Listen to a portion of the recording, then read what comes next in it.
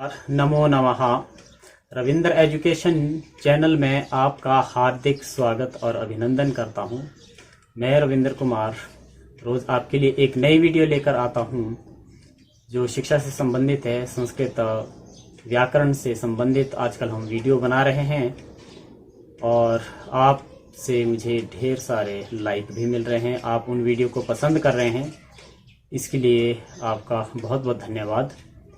तो आज फिर हम जो गत विषय था उससे अग्रिम विषय को, प्रकरण को कंटिन्यू रखते हुए नई वीडियो लेकर आए हैं। आशा करता हूं आपको यह वीडियो भी पसंद आएगी। जिन्होंने अभी तक चैनल सब्सक्राइब नहीं किया है वो शीघ्र चैनल को सब्सक्राइब करें और नए वीडियो के अपडेट्स अपने मोबाइल पर पाएँ। चैनल सब्सक्राइब करने के बाद घंटी वाला जो आपके पास एक बटन है, बेल आइकन, उसको प्रेस करके ऑल पे क्लिक करना ज़रूरी है, तभी आपको नोटिफिकेशन आएगी जब नई वीडियो डाली जाती है। ठीक है, चलिए शुरू करते हैं आज का वीडियो। नमो नमः। हम कारक प्रकरणम का अध्ययन कर रहे हैं। कारक प्रकरणम के अंतर्गत हमने शुरुआती वीडियो में पढ़ा था कि कारक 6 होते हैं, षट कारकाणि। उन 6 कारकों में हमने कर्तृकारकम, कर्म कारकम, करण कारकम, संप्रदान कारकम, अपादान कारकम, ये 5 कारक हम पढ़ चुके हैं। छठा जो कारक है वो अधिकरण कारकम, और जिन 2 की कारकों में गिनती नहीं होती वह है संबंध और संबोधन। विभक्ति क्रम से यदि देखें तो अपादान के बाद संबंध आता है, किंतु उसकी कारकों में गिनती नहीं होती, इसलिए हम उसे अभी नहीं पढ़ेंगे। हम पहले 6 कारक पूरे कर लेंगे, तो 5 कारक हो चुके हैं। अब जो छठा कारक है वह अधिकरण कारक है, उसके बारे में आज हम पढ़ेंगे। उससे संबंधित कुछ वाक्य हम देखते हैं। आज कारक प्रकरण का भाग 7 है। आइए इन 2 वाक्यों को देखें। विवेकः आसने उपविशति। विवेकः कर्ता है, उपविशति क्रिया है। विवेकः उपविशति, विवेक बैठता है, किंतु वह कहाँ बैठता है वह स्थान भी बताया है। उसका बैठने का जो आसन है उसके बारे में बताया कि विवेक आसन पर बैठता है। किस पर बैठता है? आसन पर बैठता है। चषके जलम अस्ति। चषके जलम अस्ति, गिलास में पानी है। जलम अस्ति, पानी है, किंतु पानी कहाँ है? चषके, गिलास में। ठीक है, तो इस तरह के जो शब्द है वो पहले वाले कारकों में हमने नहीं पढ़े, जैसे आसन पर, गिलास में, हाथ में, पेड़ पर, जेब में इत्यादि। तो यह अधिकरण कारक के अंतर्गत आते हैं, उसी का हम आज अध्ययन करने जा रहे हैं। तो आइए अधिकरण कारक की परिभाषा देखते हैं। आधारो अधिकरणम। आधारो अधिकरणम, यह अधिकरण संज्ञक सूत्र है, अर्थात कर्ता कर्म के द्वारा उनमें रहने वाली क्रिया का आधार जो कारक है वह अधिकरण संज्ञक होता है। अधिकरण संज्ञक क्या होता है? जो क्रिया का आधार है वह अधिकरण होता है। सिंपल अगर हम बात करें, क्रिया का आधार अधिकरण, किंतु क्रिया का आधार अधिकरण होता है यह तो हम समझ गए। क्रिया साक्षात किसी आधार में नहीं रहती, यह भी हमें ज्ञात होना चाहिए। क्रिया जो है साक्षात किसी आधार में नहीं रहती। उस क्रिया को किसी आधार में रहने के लिए कर्ता या कर्म का सहारा लेना पड़ता है। ठीक है, तो कर्ता या कर्म के द्वारा ही क्रिया किसी आधार में रहती है। जैसे सुधीरः आसंदे उपविशति। ठीक है, उपविशति बैठता है, सुधीरः सुधीर आसंदे कुर्सी पर, सुधीर कुर्सी पर बैठता है। इसमें बैठने की क्रिया है, लेकिन उस क्रिया का आधार क्या है? कुर्सी। अब डायरेक्ट अगर देखें तो आपका जो बैठने का आधार कुर्सी नहीं है, क्योंकि सुधीर कुर्सी पर बैठ रहा है। सुधीर जो करता है, तो कर्ता के द्वारा क्रिया का आधार कुर्सी हुई। ठीक है। तो आधार कहते किसे हैं? आधारो अधिकरणम, आधार अधिकरण है, अधिकरण कारक जो है वो आधार है। लेकिन आधार किसे कहते हैं, पहले हमें यह भी ज्ञात होना चाहिए कि आधार की आखिर परिभाषा क्या है। ठीक है, जिसमें वस्तु स्थित रहे वह आधार है। सिंपल सी बात, एक लाइन, जिसमें वस्तु स्थिर रहे वह आधार है, और आधार में रहने वाली जो वस्तु है वह आधेय है। दोनों शब्दों को ध्यान से समझना है। जिसमें वस्तु रहे वह आधार है, और उस आधार में जो वस्तु रह रही है वह क्या है? आधेय। जैसे बर्तन में चावल है, ठीक है। अब चावल किस में है? बर्तन में। तो चावल का आधार क्या हुआ? किस में रखे हैं चावल? बर्तन में। तो बर्तन क्या हो गया? आधार। और बर्तन में क्या रखा हुआ है? चावल। तो उस आधार का चावल क्या हो गया?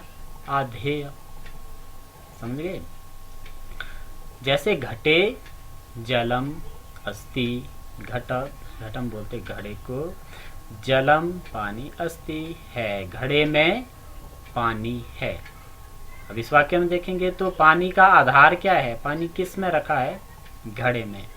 तो घड़ा क्या हो गया? अधिकरण। ठीक है, लेकिन उस अधिकरण, उस घड़े में क्या रखा है? पानी। तो जल क्या हो गया? आधेय।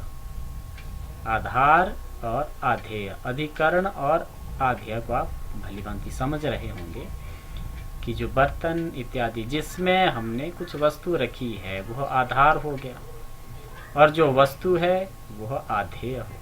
ठीक है, जैसे हस्ते कर वस्त्रम अस्ति, हस्ते हाथ में, कर वस्त्रम रुमाल, अस्ति है, हाथ में रुमाल है। अब हाथ में रुमाल है, अब रुमाल का आधार क्या हो गया? हाथ। तो इस वाक्य में अधिकरण क्या हो गया? हाथ, क्योंकि आधारो अधिकरणम, आधार ही जो है अधिकरण है। अब हाथ आधार हो गया, उस आधार पर क्या रखा है? रुमाल। तो रुमाल क्या हो गया? आधेय। आपको ये सिर्फ नॉलेज के लिए बताया जा रहा आधेय, किंतु आपको एग्जाम में आधेय नहीं पूछा जाएगा। उसमें आपको अधिकरण कारक के विषय में पता होना चाहिए। किंतु अधिकरण कारक जब हम पढ़ रहे हैं तो आधार और आधेय का हमें ज्ञान होना चाहिए कि आधेय किसे कहते हैं। जैसे आप विशेषण पढ़ते हैं तो विशेषण और विशेष्य, तो दोनों का ज्ञान उसमें आपको हो जाता है कि विशेषण क्या होता है और विशेष्य क्या होता है। ठीक है, उसी प्रकार आधार क्या होता है और आधेय क्या होता है। आधार जिसमें कोई वस्तु रखी है या जिस पर कोई वस्तु रखी है, टिकी है, वह आधार हो गया, और जो वस्तु है वह क्या हो गया? आधेय। समझ गए? सर्पः कोटरे अस्ति, सर्पः सांप, कोटरे बिल में, अस्ति है, सांप बिल में है। अब इस वाक्य में सांप कहाँ है? बिल में है। सांप का आधार क्या है? बिल। तो बिल क्या हो गया? अधिकरण कारक, और उस आधार यानी कि बिल में क्या है? सांप। तो सांप क्या हो गया? आधेय। ठीक है, अब अधिकरण की पहचान क्या है? हमने जितने भी कारक पढ़े हैं उनकी हमने पहचान भी पढ़ी है कि वाक्य में उन कारकों को किस प्रकार पहचाना जाए। तो आज जब अधिकरण कारक पढ़ रहे हैं तो इसकी भी पहचान करना आवश्यक है कि हम वाक्य में अधिकरण की पहचान कैसे करें। तो आइए देखते हैं। अधिकरण पहचानने का एक साधारण तरीका है कि वाक्य में जिस शब्द के साथ में अथवा पर का प्रयोग हो वह शब्द अधिकरण कारक होता है। शब्द के साथ क्या लगा होगा? में या पर। जेब में, डाली पर, मेज पर, कुर्सी में, गिलास में पर, ये शब्द जुड़े होंगे तो वह अधिकरण संज्ञक होगा, अधिकरण कारक होगा। जैसे नासिकायाम मक्षिका अस्ति, नाक पर मक्खी है। इस वाक्य में नाक शब्द के साथ पर है। ठीक है, इस वाक्य में देखा जाए तो नाक पर मक्खी है, मक्खी का आधार क्या है? नाक, तो नाक क्या हो गया? अधिकरण। ठीक है, अब ये तो होगी इस तरह से पहचान। अब नाक पर किसके साथ जुड़ा है? किस शब्द के साथ? नाक के साथ। इससे भी हमें ज्ञात हो गया कि नाक इस वाक्य में क्या है? अधिकरण। ठीक है, तो अधिकरण की पहचान जिस शब्द के साथ में और पर जुड़ा होता है। अब अधिकरण में विभक्ति क्या लगेगी इसके बारे में देखते हैं। कर्ता में प्रथमा लगी थी, कर्म में द्वितीया, करण में तृतीया, संप्रदान में चतुर्थी, अपादान में पंचमी। अब हमारे पास आया अधिकरण, किंतु क्रम से अगर देखोगे तो अधिकरण में षष्ठी नहीं लगेगी, क्योंकि षष्ठी में संबंध आता है जिसको हम कारक में काउंट नहीं करते। इसलिए अधिकरण में कौन सी विभक्ति लगेगी? सूत्र बोलता है सप्तम्यधिकरणे च, सप्तम्यधिकरणे च। अधिकरण में सप्तमी विभक्ति होती है। कौन सी विभक्ति होती है अधिकरण में? सप्तमी विभक्ति होती है। आइए देखते हैं, जैसे सूर्य आकाशे अस्ति, सूर्य आकाश में है। इस वाक्य में सूर्य का आधार क्या है? सूर्य कहाँ स्थित है? किस में स्थित है? आकाश में। और आकाश के साथ में और पर भी जुड़ा है, तो दोनों तरह से हमें ज्ञात हो गया कि इसमें अधिकरण क्या है? आकाश। उस आकाश में क्या स्थित है? सूर्य। तो सूर्य क्या हुआ? क्या हुआ? याद है कि भूल गए? आधेय। ठीक है, अधिकरण में जो वस्तु इत्यादि जो भी है वह क्या है? आधेय। अच्छा, अब हमने सूत्र पढ़ा सप्तम्यधिकरणे च कि अधिकरण में सप्तमी लगती है। हमें ज्ञात हो गया कि आकाश अधिकरण संज्ञक है। अब उसमें सप्तमी विभक्ति लगानी है। आकाश अकारांत दिखाई दे रहा है, अकारांत है, शौ में अ है, बाकी कोई मात्रा नहीं है, अंत में पुल्लिंग है, अकारांत है। तो बालक का सप्तमी में बना बालके, रामः का रामे, चषका का चषके, ये सारे अकारांत है। देव का देवे। उसी प्रकार आकाश का सप्तमी एक वचन में क्या बना? आकाशे। सूर्य आकाशे अस्ति। समझ गए? और इससे पहले यहाँ पर एक वाक्य था, नासिकायाम मक्षिका अस्ति, नाक पर मक्खी है। अब नाक इसमें अधिकरण था, उसमें सप्तमी विभक्ति लगाई, तो नासिका शब्द, नासिका होती है नाक, नासिका क्या है? आकारांत स्त्रीलिंग। और आकारांत स्त्रीलिंग के आपने शब्द याद किए होंगे, लता, रमा, बालिका। बालिका की सप्तमी में बालिकायाम, लता लतायाम। ठीक है, सीता सीतायाम, गीता गीतायाम। वैसे नासिका नासिकायाम, तब यहाँ पर बना नासिकायाम मक्षिका अस्ति। आइए कुछ वाक्यों को देखते हैं। मुखे दंताः सन्ति, मुंह में दांत हैं। मुंह में, इसलिए मैं जुड़ा है तो मुंह क्या हो गया? अधिकरण। और अधिकरण में विभक्ति कौन सी लगेगी? सप्तमी। मुंह को बोलते हैं मुखम, सप्तमी लगी मुखे। दंताः बहुवचन है, इसलिए अस्ति स्तः सन्ति, यस धातु आपने पढ़ी होगी, लट लकार प्रथम पुरुष में अस्ति स्तः सन्ति। ठीक है, तो बहुवचन में सन्ति। मुखे दंताः सन्ति, मुंह में दांत है। स्यूते पुस्तकानि सन्ति, स्यूत होता बैग, पुस्तकानि किताबें, सन्ति हैं, बैग में किताबें हैं। मैं और पर दिखाई दे रहा है, बैग के साथ मैं दिखाई दे रहा है, तो बैग क्या हो गया? इसमें थैला क्या हो गया? अधिकरण। और अधिकरण में लग गई सप्तमी, तो स्यूतों में सप्तमी लगी, स्यूते। किताब एक नहीं है, बहुत है। पुस्तकम पुस्तके पुस्तकानि, फलम फले फलानि। आपने नपुंसकलिंग शब्द पढ़े हैं, पुष्पम पुष्पे पुष्पाणि, एक वचन द्विवचन बहुवचन। तो पुस्तकानि बहुवचन में सन्ति हैं, स्यूते पुस्तकानि सन्ति। नद्यां मकरः अस्ति, नदी में मगरमच्छ है। इसमें भी मैं किसके साथ जुड़ा है, नदी के साथ। तो नदी क्या हो गया, अधिकरण कारक। और अधिकरण में कौन सी विभक्ति लगती है, सप्तमी। तो नदी में लगाई सप्तमी विभक्ति। आपने नदी शब्द याद किया होगा, नदी सप्तमी एक वचन में क्या बनता है, नद्याम। नद्याम मकरः अस्ति। उत्पीठिकायां संगणकम अस्ति। उत्पीठिका बोलते हैं मेज को, ठीक है। और संगणकम क्या होता है, कंप्यूटर। मेज पर कंप्यूटर है। मेज पर किसके साथ जुड़ा है, पर, मेज के साथ, ठीक है। तो मेज क्या हो गया इसमें, अधिकरण। वैसे भी देखें तो कंप्यूटर का आधार क्या है, मेज। तो मेज क्या हो गया, अधिकरण। और अधिकरण में लगेगी सप्तमी विभक्ति। उत्पीठिका स्त्रीलिंग आकारांत, लता लतायाम, बालिका आकारांत बालिकायाम।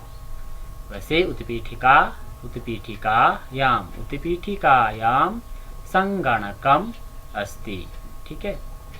तो आप समझ गए होंगे कि अधिकरण क्या है और अधिकरण की परिभाषा क्या है। आधार व अधिकरणम, आधार किसे कहते हैं, ठीक है। जिसमें कोई वस्तु रखी जाए वो आधार हो गया, और जो वस्तु है जो जिसका वो आधार है वो आधेय हो गया, ठीक है। और आधार अधिकरण, अधिकरण में विभक्ति कौन सी लगेगी, सप्तमी। सप्तम्य अधिकरणे च। सूत्र आपने सभी याद रखने, उससे आपको आसानी होगी याद रखने में।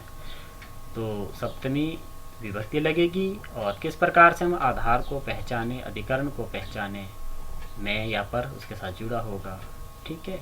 तो इस प्रकार हम अधिकरण की पहचान भी करेंगे। पहचान होने पर उसमें सप्तमी विभक्ति भी लगेगी। सप्तमी विभक्ति लगे में क्या रूप बनेगा, इसके लिए आपको शब्द याद होने चाहिए। अकारांत, इकारांत, उकारांत, पुल्लिंग, स्त्रीलिंग, नपुंसकलिंग, सभी शब्द, ठीक है।